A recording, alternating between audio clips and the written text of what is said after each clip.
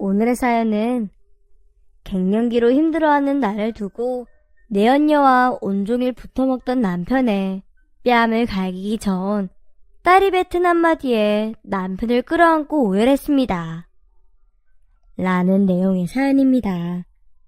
그럼 오늘의 사연 읽겠습니다. 안녕하세요. 저는 수원에 살고 있는 40대 후반의 여자입니다. 이 나이가 되면 꼭 찾아오는 게 있죠. 바로 갱년기요. 저처럼 갱년기를 겪고 있는 분들이 공감해 주시고 이해해 주시길 바라는 마음에 몇 자 끄적여 보도록 하겠습니다. 그럼 제 이야기를 꼭 들어주세요. 저와 남편은 대학교에서 만난 캠퍼스 커플이었습니다. 학과는 다르지만 독서 동아리에서 만나 연인으로 발전하게 되었고, 대학을 다니는 4년 내내 공부보다 연애에 더 열정을 쏟았답니다. 덕분에 학점은 좋지 않았고 간신히 졸업장을 따고 중소기업에 취직하게 되었어요. 그때쯤 남편은 대학을 졸업하고 군대에 갔고 저는 그를 기다리기로 했답니다. 그 당시 군 생활이 28개월이었던 걸로 기억해요. 그래서 남편은 1년에 2번 휴가를 나오는 게 전부여서 저는 그 일을 보고 싶은 마음에 매달 강원도 산골짜기까지 찾아가서 면회하고 돌아오곤 했답니다. 그렇게 시간이 흐르고 남편은 제대했어요. 그리고 우리는 다시 뜨거운 연인이 되었답니다.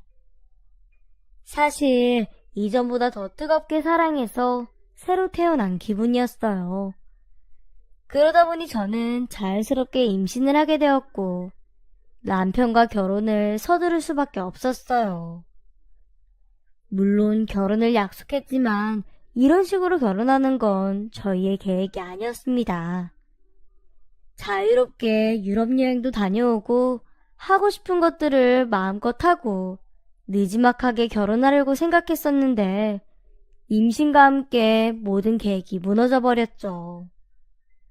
그래서 저와 남편은 27에 결혼을 하게 되었고 28에 부모가 되었어요.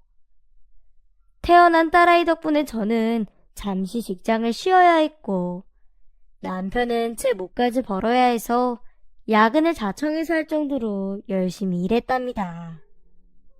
그래서 남들보다 진급도 빠르게 했고 월급도 빠르게 올랐어요.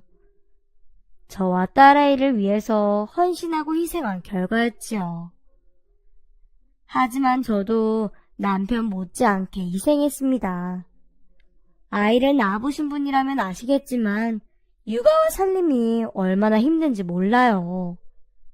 집에서 일하면 편하게 발 뻗고 노는 줄 아는 사람이 많은데 절대로 그렇지 않다는 걸 아시죠?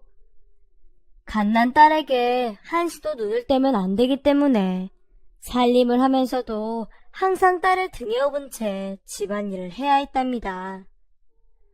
그래도 제 남편은 착하고 배려심 많은 사람이었어요.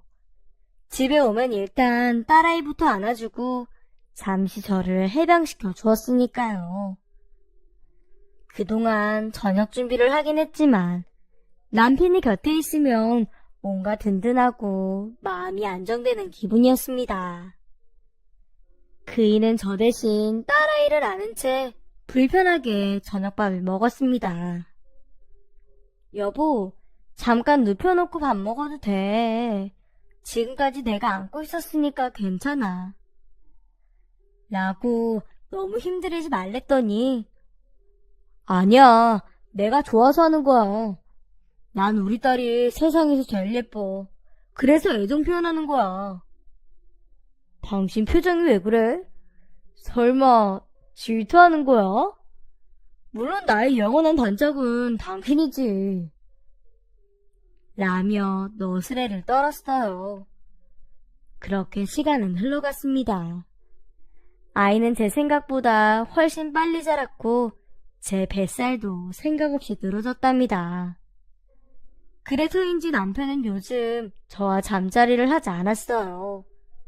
그래서 저는 집에서 하는 일을 하나 더 늘렸답니다. 틈틈이 유튜브를 보며 요가도 하고 운동을 하는 거였죠. 그런데 뱃살은 쏙 들어가지 않고 오히려 더 축 늘어지는 게 아니겠어요. 그래서 저는 뱃살을 빼는 대신 화장을 예쁘게 하고 야한 속옷을 입고 남편을 유혹해봤습니다. 그랬더니 남편이 안 돼. 우리 둘째는 안 돼, 여보. 하며 손사래를 치는 겁니다. 그래서 저는 누가 둘째 갖자고 했어? 나도 둘째 가질 생각 없거든? 이라고 대답했더니 그제야 저를 안아주며 뜨겁게 사랑해 주었답니다. 그동안 남편은 딸 하나를 키우는 것도 벅차서 혹시라도 둘째가 생길까봐 저와의 잠자리를 피했다고 하더라고요. 다른 남자들처럼 마음이 변했으면 어쩌나 싶었는데 참 다행이다 싶었죠. 게다가 남편은 제 뱃살이 귀엽다고 말하며 굳이 힘들게 빼지 않아도 된다고 했습니다. 물론 그 말을 온전히 믿지는 않았지만 괜한 안심이 들어 먹고 싶은 걸 참지 않고 마음껏 먹었답니다. 그게 집안에만 박혀있던 저에게 유일한 낙이었으니까요. 딸아이가 유치원에 다니기까지 시간이 정말 빨리 흐른 것 같았어요. 엊그제 걸음마를 뗀 것 같았는데 놀이터를 뛰어다니는 딸아이를 보면 참 신기하더군요. 제 뱃속에서 나온 녀석이 맞나 싶기도 하고 어릴 적 나도 저희 딸처럼 말갈량이었을까 하는 생각이 들기도 했네요. 친정엄마한테 여쭤보니 저와 딸아이는 그냥 판박이라고 말씀해 주셨어요. 어쩐지 딸을 볼 때마다 데자뷰가 느껴지더라니. 엄마가 되신 분이라면 모두 공감하시죠? 그렇게 딸아이가 초등학교에 들어갔을 때는 저도 회사로 돌아가고 싶은 마음이 들었습니다. 친정엄마도 가깝게 이사를 오셔서 얼마든지 손녀를 돌봐주신다고 했고요. 그래서 여기저기 이력서를 넣었는데 연락은 기다려도 오지 않더라고요. 경력 단절 기간이 8년이나 되니 어느 회사에서 불러주겠어요. 하지만 저는 일을 하고 싶었고 적은 돈이어도 남편의 힘을 덜어주고 싶었답니다. 그렇게 단시간 아르바이트라도 구해볼 생각으로 여러 방면으로 알아보았고 결국 딸아이 친구의 엄마 소개로 공부방에서 짧지만 4시간씩 일할 수 있게 되었어요. 그것만이라도 저에겐 큰 성공이었죠. 그렇게 공부방에서 아이들을 가르치며 일을 하고 어울리는데 아이들이 저에게 선생님 선생님 하는 소리를 듣는 제 기분이 묘하더라고요. 어렸을 때 선생님이 되고 싶었던 제가 꿈을 이룬 것 같은 기분이었죠. 그만큼 아이들은 제 자식만큼이나 사랑스러웠고 예뻤습니다. 그래서 저는 이 일을 오랫동안 했으면 좋겠다는 바람이었어요. 저는 첫 수업을 마치고 친정에 들러 딸을 데리고 집으로 돌아가 수다를 떨었어요. 딸에게 엄마가 선생님이 되었다고 하니 나중에 자기도 공부방에 데려가 구경시켜달라며 제 다리에 매달리기도 했답니다. 그런데 며칠 뒤 제가 공부방에서 선생님이 된 모습을 보고는 딸아이에게 큰 변화가 생겼어요. 제가 진짜 선생님이 된 것처럼 기뻐하더니 앞으로의 장래희망은 선생님으로 꿈을 굳히겠다네요. 그런 저와 딸의 모습을 보며 남편은 흐뭇해하고 기뻐했습니다. 제가 어떤 일에 도전해서 무언가를 이뤄냈다는 게 자랑스럽고 대견하다고 말했죠. 시간은 예고 없이 계속 흐르고 딸아이가 초등학교를 졸업하고 사춘기 시기가 다가왔을 때였어요. 그런데 딸아이에게 사춘기가 너무 심하게 와서 제가 좀 괴로웠네요. 저와 남편에게 말하는 태도는 아주 건방졌고 반항심으로 똘똘 뭉쳐서 하지 말라는 행동은 죄다 하고 돌아다녔으니까요. 하루는 딸아이가 집에 늦은 시간까지 오지 않아서 남편과 밖을 돌아다니며 찾아다니는데 놀이터에서 친구들 사이에 섞여서 술을 마시고 있는 게 아니겠어요? 저는 너무 속이 상하고 화가 나서 딸의 뺨을 때렸습니다. 그러자 놀이터에 있던 딸의 친구들은 썰물처럼 빠져나갔고 제 딸은 날카로운 눈빛으로 저를 쏘아보았어요. 저는 딸아이의 자존심을 꺾어야 한다는 생각으로 다시 손을 들자 제 팔을 잡으며 엄마, 나는 뭐 바보라서 맞고 있는 줄 알아? 내가 뭘 얼마나 잘못했길래 날 때리는 거야? 내가 경찰이라도 불러야 속이 시원하겠어? 라면서 눈에 불을 켜고 대들더라고요. 이어서 딸아이는 제가 자기에게 언제 관심이나 준 적이 있냐며 소리를 질렀네요. 그동안 부족하지만 온 마음을 다해 딸을 사랑했는데 말이죠. 그렇게 화가 머리 꼭대기까지 치솟은 저는 딸아이를 혼내고 다그치기만 했답니다. 그러자 남편은 저더러 딸에게 잠시 떨어져 있으라고 하고 딸아이의 손을 잡고 놀이터 벤치에 앉았어요. 저와는 다르게 차분한 말로 딸아이를 선택하는 것 같았지요. 이럴 때는 나 대신 자식을 혼돈해주고 해야지 생각하다가도 딸이 눈물을 쏟으며 남편에게 안기는 걸 보고 나서는 제 자신이 얼마나 부족한 엄마인가를 뼈저리게 느낀 날이었답니다. 그날 저는 침대에 누워 남편에게 물었어요. 도대체 딸아이에게 뭐라고 말했길래 그렇게 울었는지 말이에요. 별말 안 했어. 너에겐 엄마 아빠가 있다. 세상에서 너를 마지막까지 사랑해줄 사람은 부모님뿐이다. 지금 엇나가는 행동들은 중요하지 않다.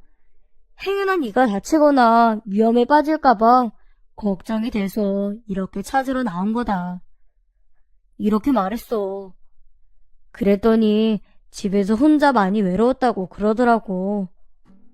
아무도 자신을 신경 쓰지 않는 것 같았고 당신과 내가 자신을 사랑하기는커녕 미워하고 애물단지로 생각하는 줄 알았대.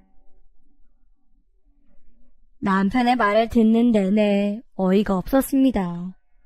도대체 얼마나 더 많은 관심을 줘야 하고 사랑을 표현해야 하는지. 게다가 제가 딸아이를 부르면 대답도 제대로 하지 않고 짜증만 부리는데 어떻게 더 다가가야 할지 몰랐어요. 저도 엄마가 처음이었으니까요.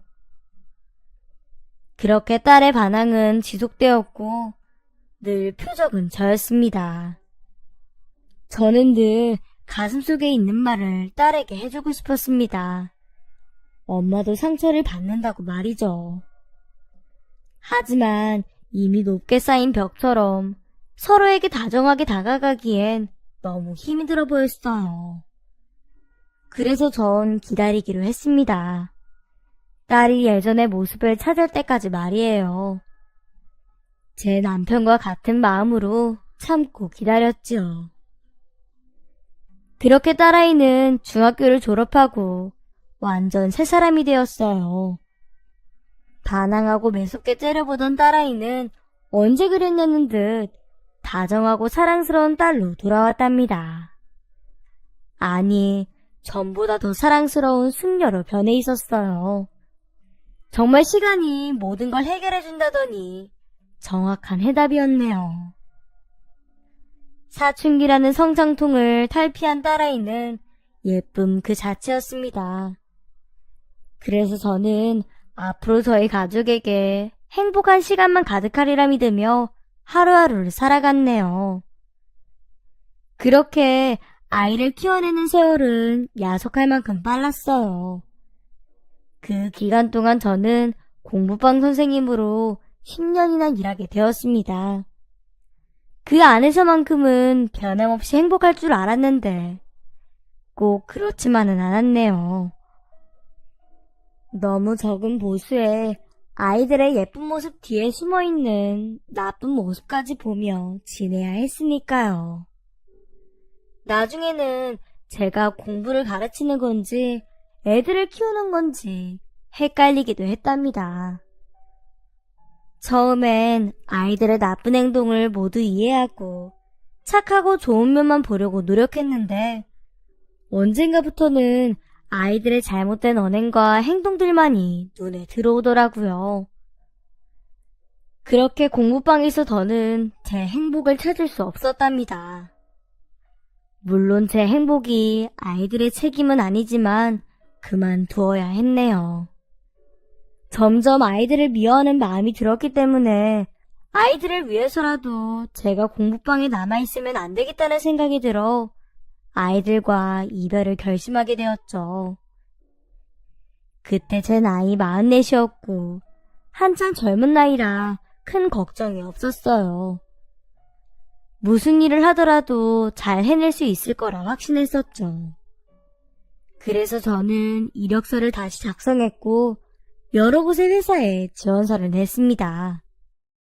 예전처럼 회사에서 일하던 제 모습을 되찾고 싶었어요.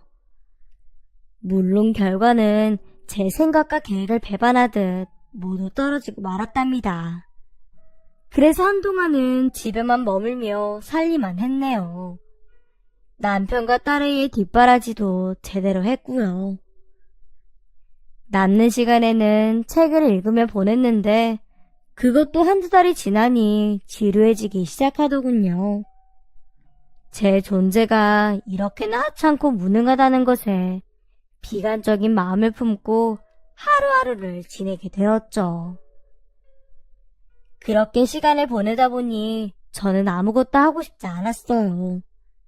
저를 변화시키려고 창문을 열고 태양과 마주해보기도 했었고 산책을 하며 사람들이 어떤 인생을 살아가고 있는지 살펴보기도 했죠.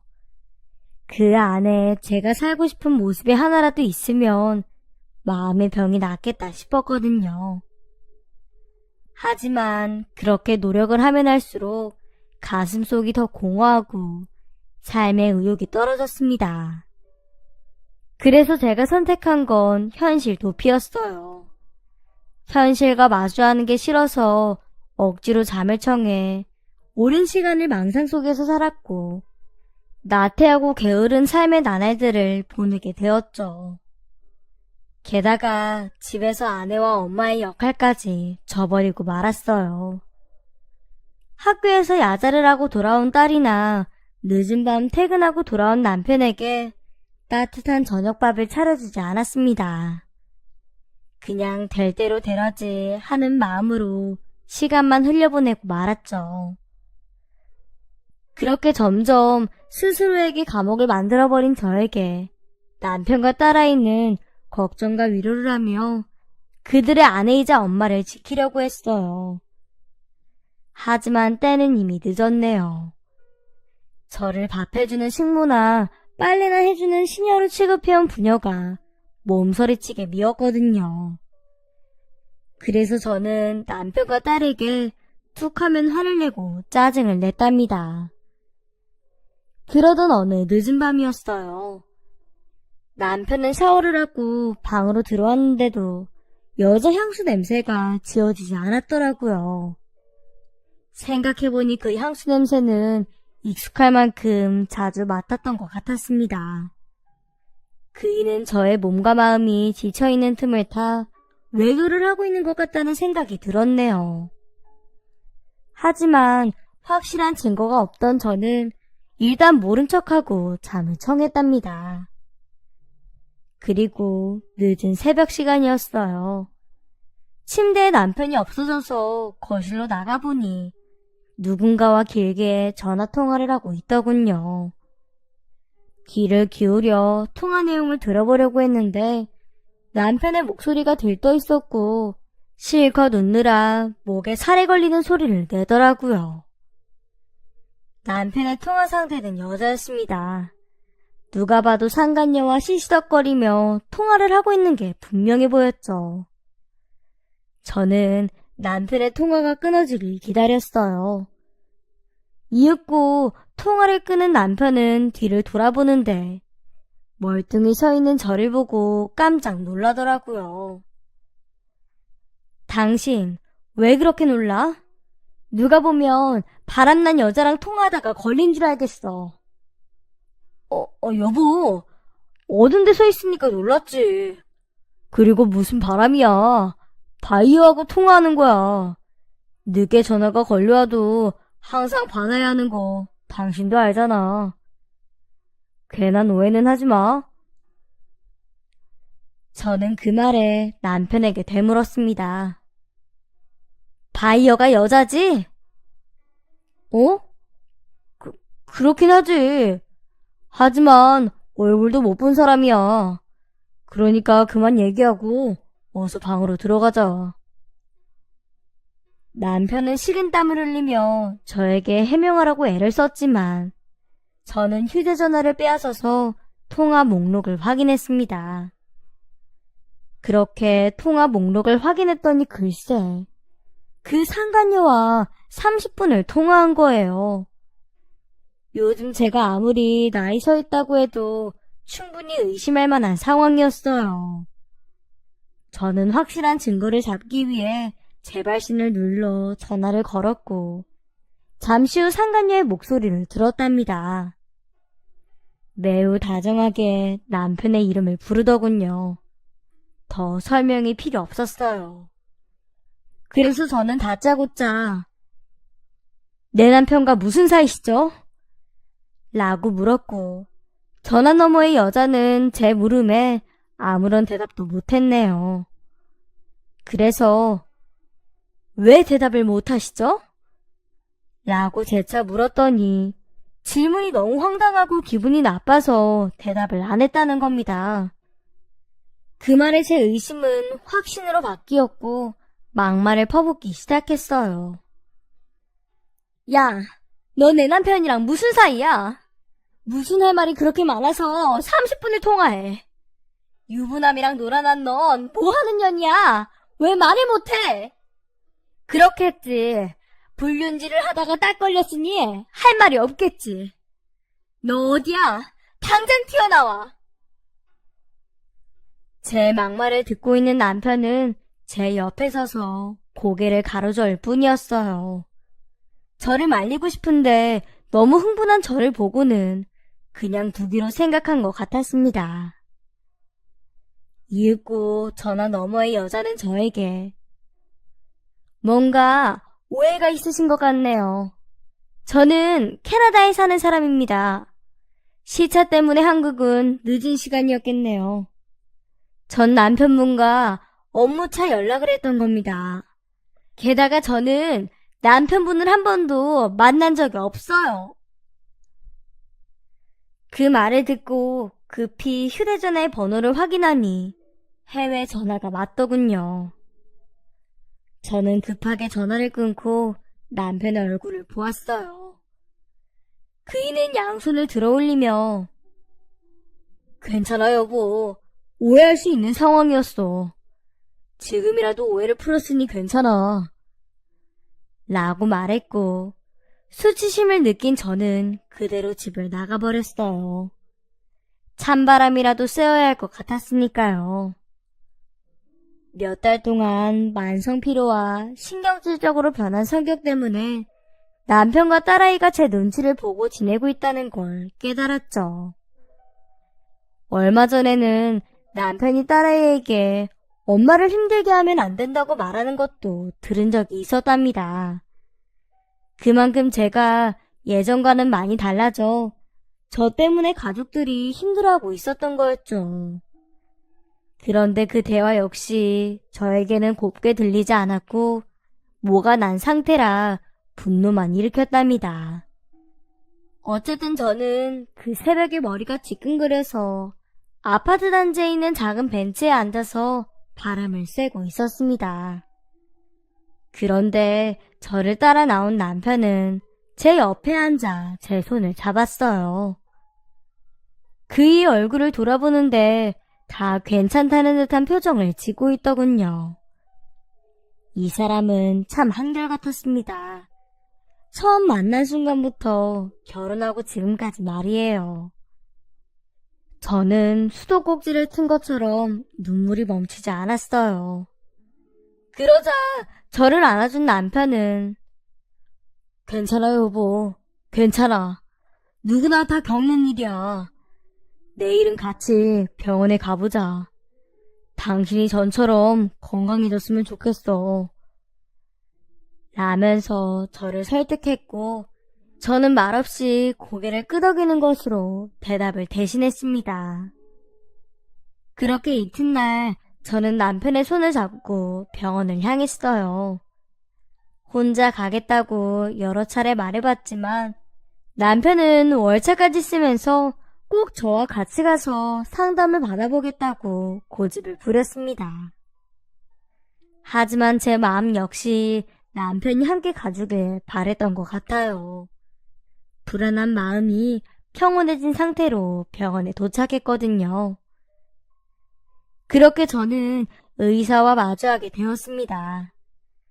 의사 선생님은 남편이 같이 들어오는 것에 대해 전혀 신경 쓰지 않았고 푹신한 소파를 가리키며 앉으라고 이야기했어요.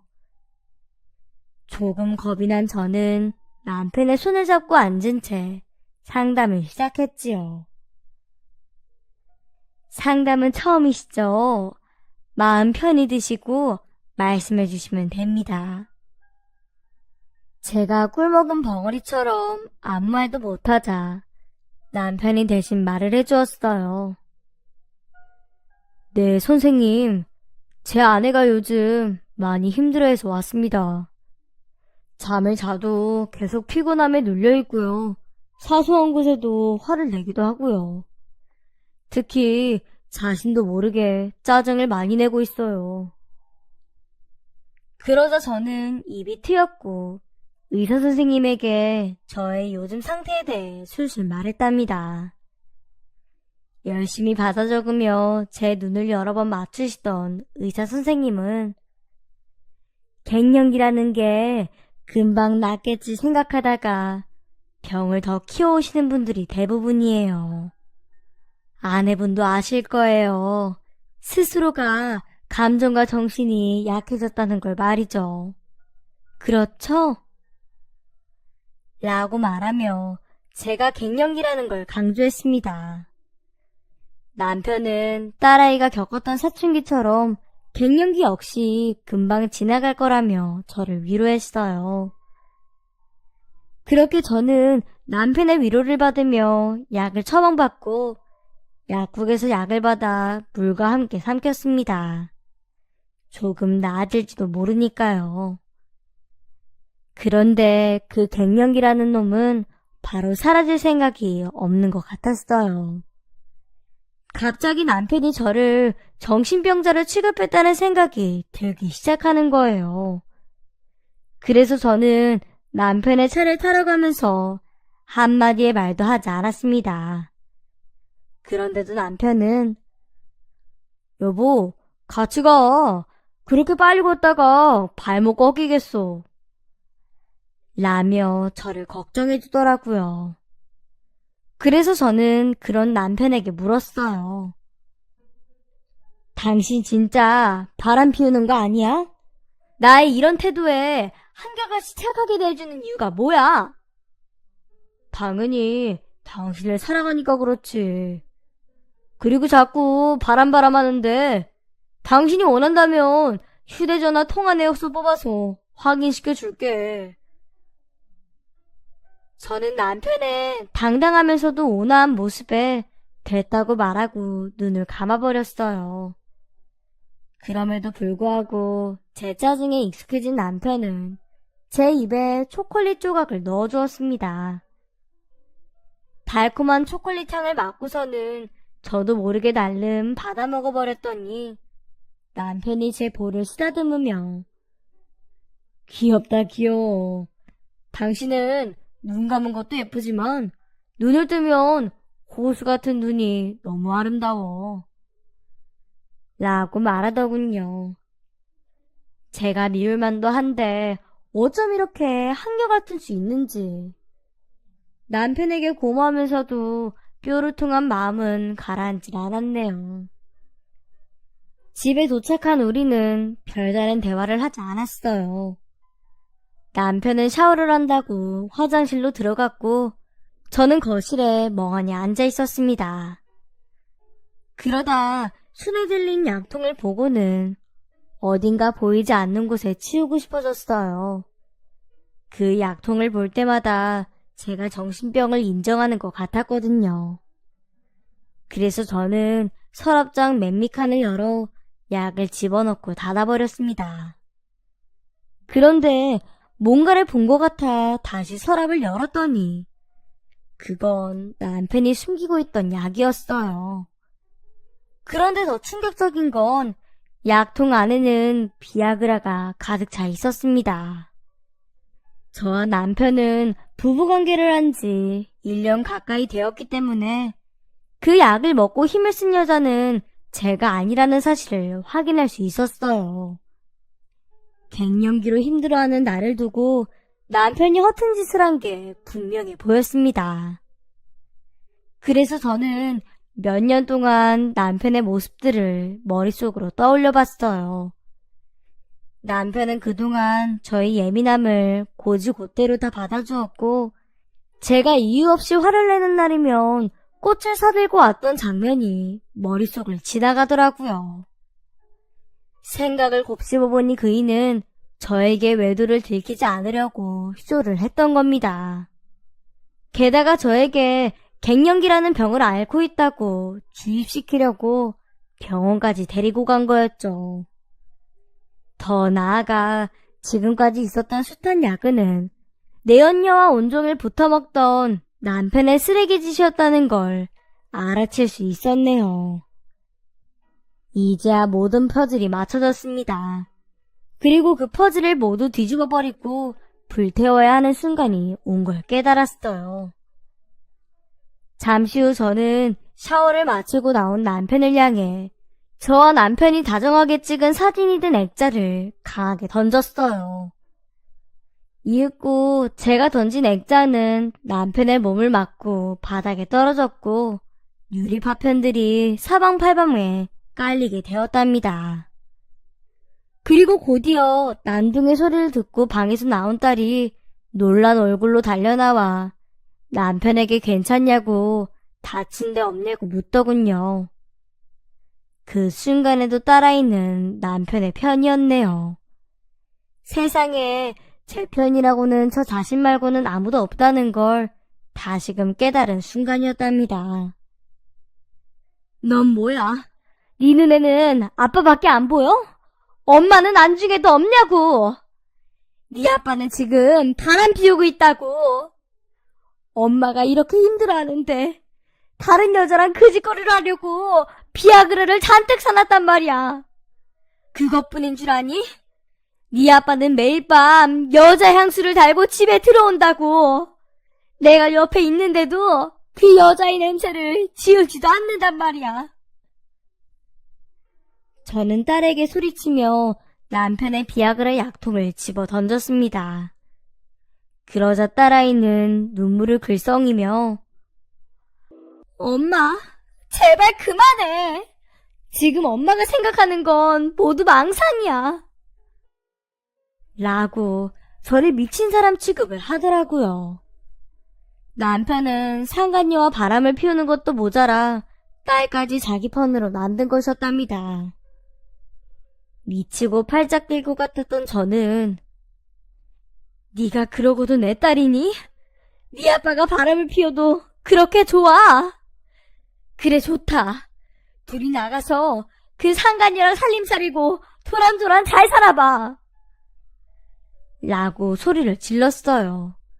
그리고는 오른손을 드는데 남편 뺨을 갈기기 전 딸이 뱉은 한마디에 저는 몸이 얼어붙고 말았습니다. 엄마, 그 향수는 내가 아빠 부탁으로 사드린 거야.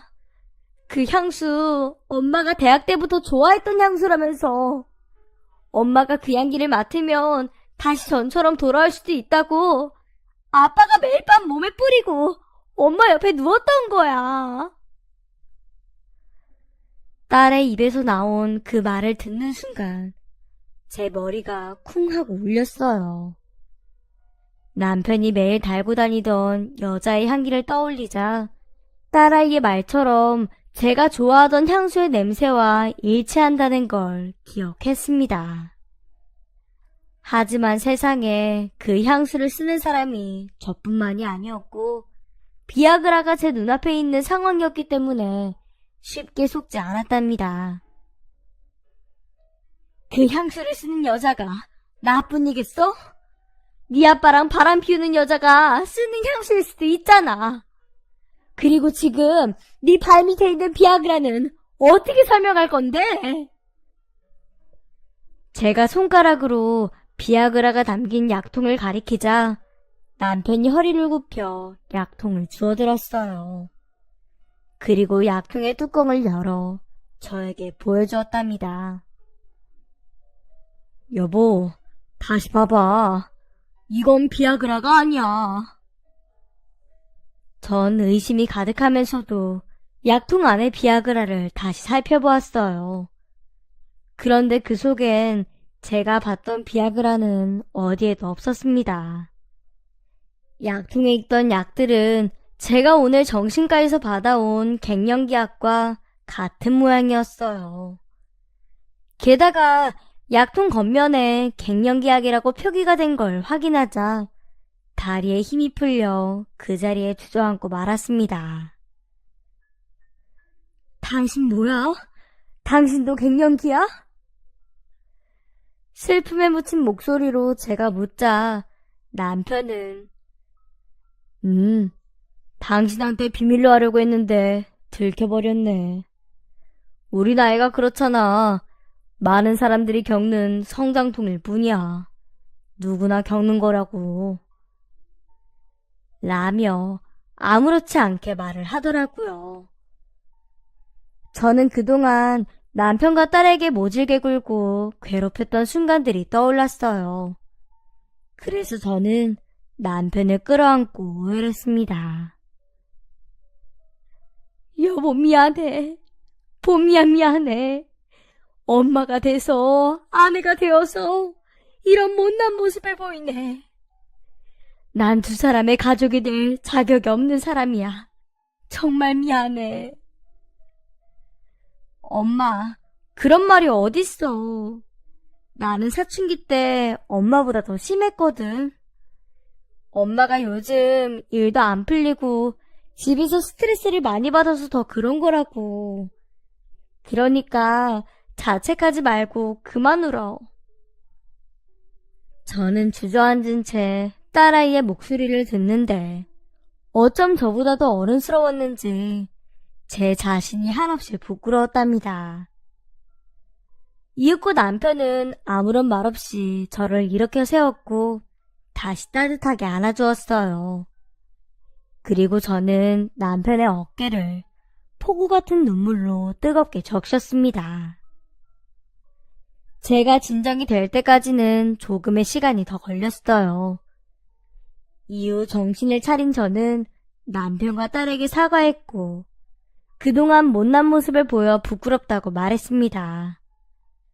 하지만 두 사람은 저를 이해한다며 괜찮다며 이 모든 시기가 지나가면 하나의 추억이 될 거라고 대답해 주었어요. 그제야 저는 작은 미소를 짓게 되었네요.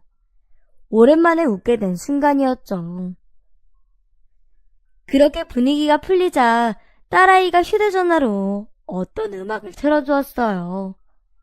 아마도 블루스 같은 음악이었답니다. 엄마가 아빠랑 연애할 때 블루스를 그렇게 많이 쳤다면서? 지금 그때로 돌아가 보는 건 어때? 아빠, 빨리 엄마 손 잡아줘. 딸의 말에 그이는 수줍은 얼굴로 한 손으로는 제 손을 잡고 다른 한 손으로는 제 등을 감싸 안았어요. 저는 남편에게 몸을 맡겼고요. 그렇게 남편과 저는 블루스를 추며 거실을 몇 바퀴나 돌았습니다. 정말이지 제 인생 최고의 순간이었어요. 미안함과 고마움에 눈물은 멈추지 못했지만 행복함에 나오는 미소 역시 그칠 줄 몰랐답니다. 춤을 열심히 추고 나서는 딸아이가 친구를 만나러 간다며 자리를 비켜주었어요.